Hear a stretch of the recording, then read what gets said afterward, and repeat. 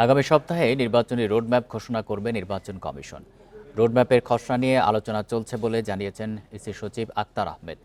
বৃহস্পতিবার বিকালে এক ব্রিফিংয়ে তিনি একথা জানান। ইসি সচিব বলেন, রোডম্যাপে সংলাপ, আইনবিধি সংস্কার সহ সব বিষয় অন্তর্ভুক্ত থাকবে। বান্ডেল থাকলে প্রতি সেনমানিতে টাকা বাঁচবে। বিকাশ সেনমানি বান্ডেল কিনে জিতুন প্রতি লেনদেনে। 2026 সালের ফেব্রুয়ারির প্রথমার্ধে ত্রয়োদশ সংসদ নির্বাচনের ঘোষণা আসে প্রধান উপদেষ্টার কাছ থেকে।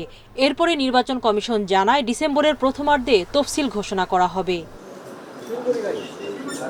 বৃহস্পতিবার বিকেলে নির্বাচন ভবনে ইসির সিনিয়র সচিব আক্তার আহমেদ জানান, নির্বাচন কমিশন আগামী সপ্তাহে রোডম্যাপ ঘোষণা করবে। আমরা এটা নিয়ে আলোচনা করেছি এবং আমরা আশা করছি আগামী সপ্তাহে আপনাদেরকে আমাদের নির্বাচনের রোডম্যাপটা দিতে পারবো, সো দ্যাট আপনারা আপনাদের প্রস্তুতি এবং আমাদের প্রস্তুতি সম্পর্কে একটা ভালো ধারণা পাবেন।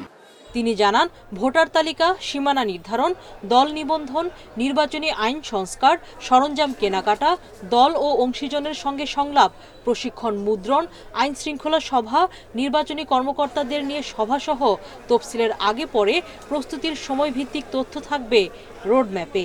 রোডম্যাপের কি কি বিষয়বস্তু থাকবে, মেজর বিষয়বস্তু থাকবে, এটা রোডম্যাপেই আপনাদেরকে বলে দিব।